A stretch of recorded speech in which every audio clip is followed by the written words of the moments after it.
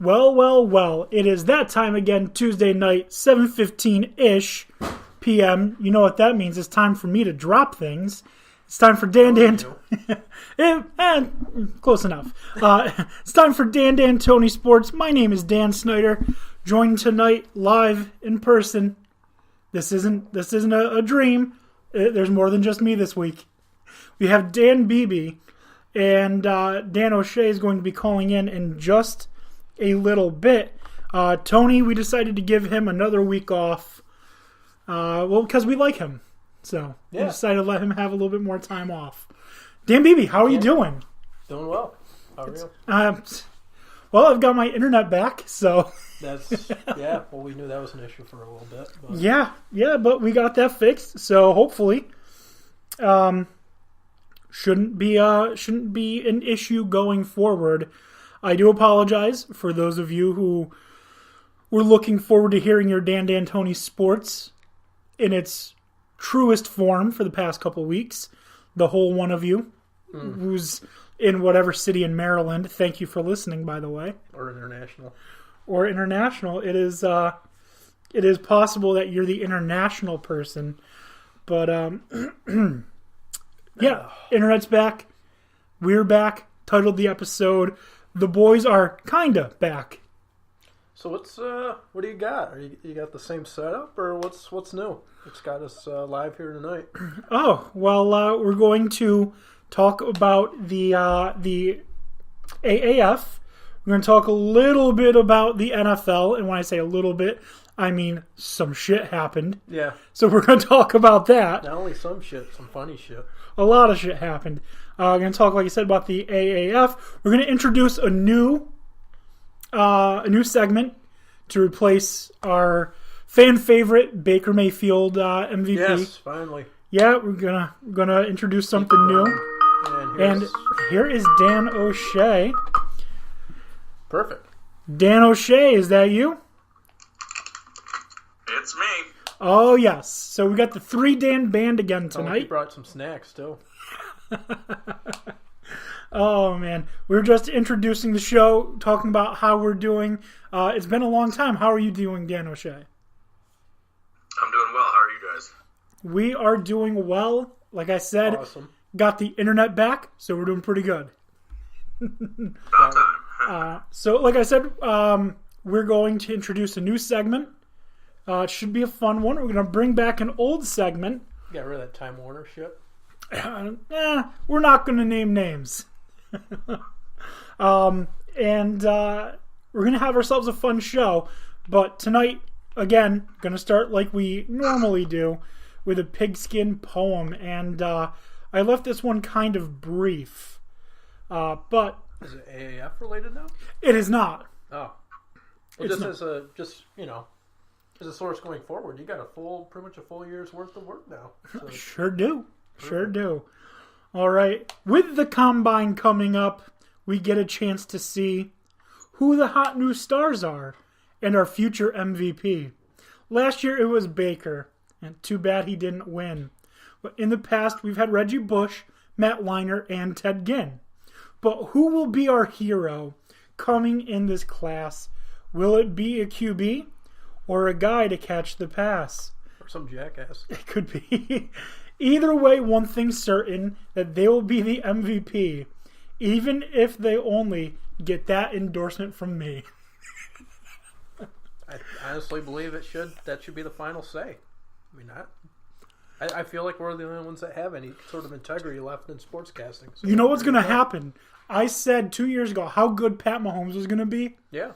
And he was phenomenal. He would have been Super Bowl champ if it hadn't been for a damn coin flip. He won the MVP. Baker Mayfield will be the MVP of the NFL next year. Yeah. Well, I mean who knows? Who knows? Could be... It's a bold claim, Dotton. It's a bold claim. Is that a hot take, perhaps? Who knows? We'll find out. So, anyways... I don't think anybody ever thought Nick Foles was going to win a Super Bowl against Tom Brady, so... Yeah, exactly. No, I don't think anyone ever thought that. We're going to start the night off by getting super political. Nice. Colin Kaepernick.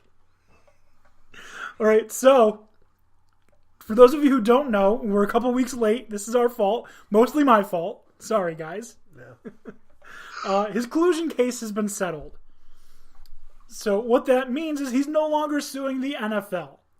What that also means is that there are some dipshit fans. Is he suing us? What? Is he suing us? Probably. He might be soon. He might be. But we got better lawyers than the NFL anyways. So. True.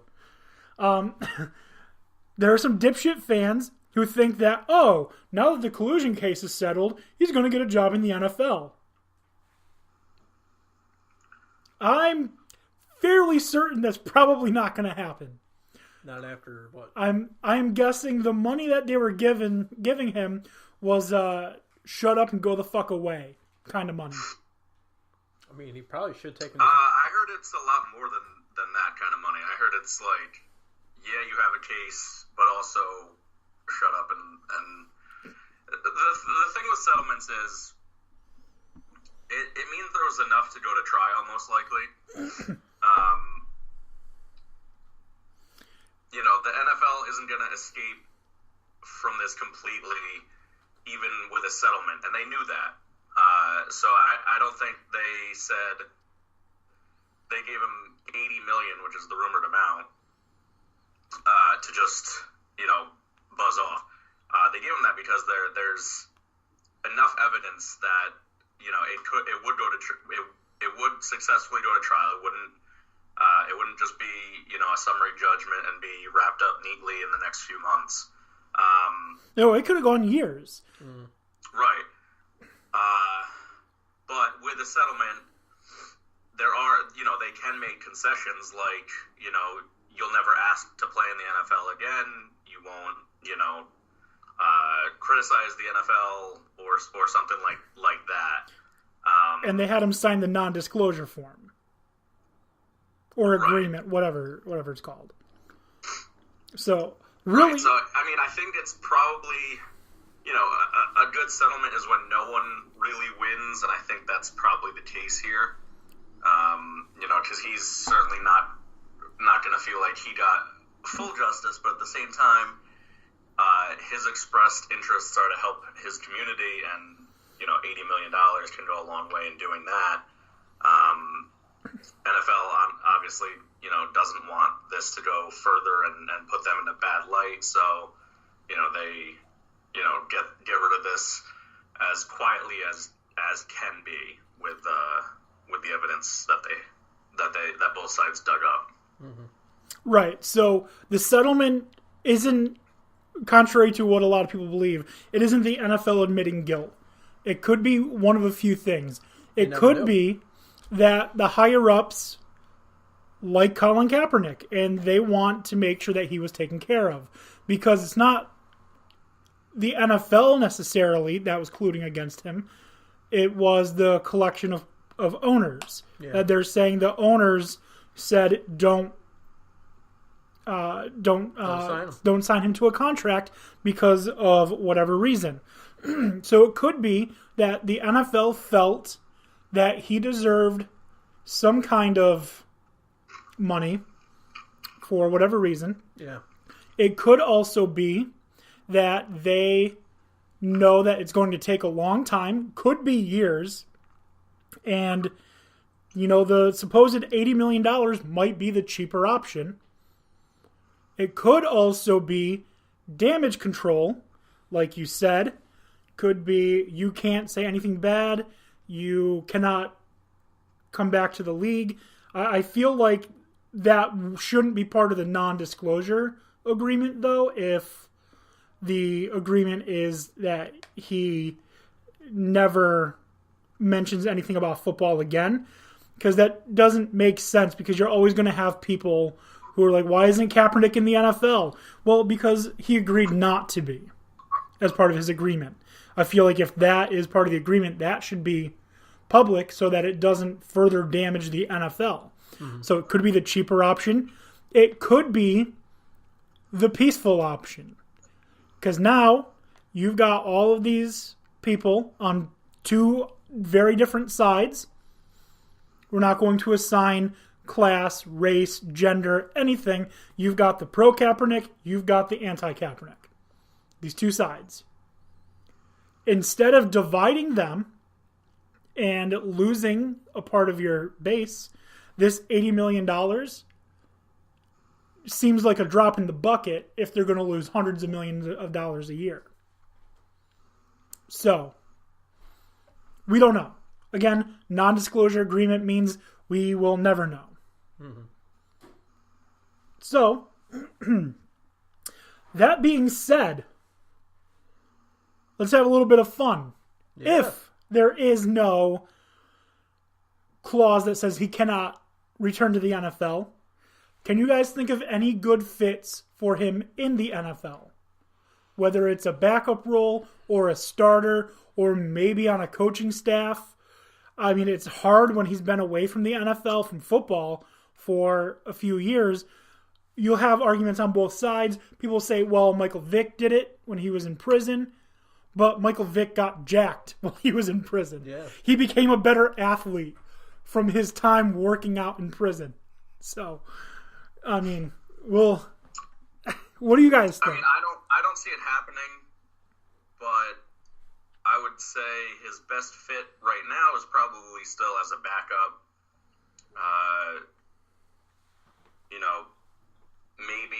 Maybe coaching, but certainly lower run coaching. He's not going to be able to hop onto like a offensive coordinator type position. He's going to have to start pretty low down. But I don't see either happening. I don't see him participating with anything in the NFL ever going forward. I don't think it'll never happen. I think his best shot's at a backup QB position. That's about it. I don't see him really fitting in any kind of coaching role. Yeah, in the NFL, I don't see him ever. Well, that's the other thing you got to think of too is what's his attitude going to be like? Because I mean, apparently he was offered an AAF position too, right? Which he turned down. So yeah, if I'm him, I would have turned down the AAF position too. I'm not going to get paid $75,000 when I'm trying to get back into the NFL and make millions of dollars. That doesn't make sense. But still, for something the time being, why not? That's almost as stupid as the time the Albany Empire offered Michael Vick a job for like $38,000 for the year. I guess my point being, it's the off season. This would at least get him back out in the field. So if something does come up, I mean, getting back in the routine of things. It's doesn't have to stay there. Maybe, but I would have turned it down too. Honestly, yeah, but the AAF has been fun to watch. We're going to talk about it in a little bit, but I mean, he should have no problem getting a backup role. It's just which team's going to want to put up with him. Yeah, I mean, there are two teams that I've heard floated out there that I think one is just absolutely stupid, and the other is almost equally as stupid, but makes a little bit more sense. Which one do you guys want to hear first? The one that kind of maybe makes a little sense, or the really stupid one? Do the one that really makes a little bit of sense first, because the stupid one is usually funny. Carolina Panthers. If Cam Newton's going to be out for the year, you want someone who's a big body, going to fill a similar role that would prefer to throw, but if, shit breaks down and needs to run, he can do it. And what was it? Who was it? Sean Diddy that was in the hunt to buy him, and he was going to make captain? Yeah, that was going to, P. Diddy... Yeah, wanted to, when the Panthers were for sale, wanted to buy the Panthers, and the first thing he was going to do was sign Colin Kaepernick to a contract. Perfect. Except, idiot, you got Cam Newton, who's a fucking high-level athlete, MVP, probably going to be MVP again in his career, and is more than capable as a quarterback of not only taking his team to the Super Bowl, but if he has a team around him, can win a Super Bowl. I very rarely start him in fantasy, but he's not a good fantasy quarterback because he does have a lot of wild card at best. Well, I mean, he has a lot of wide receivers who aren't very good at getting in the end zone. So like, they'll get brought down at the 2, and then they hand it off to Christian McCaffrey, and he'll take care of the rest. He tends to be another guy too that's kind of gets sort of wrapped up in his whole ego. I mean, after he lost the Super Bowl to the to Peyton Manning, he was kind of depressed. Yeah, on the outs for a while. Yeah. So you got to.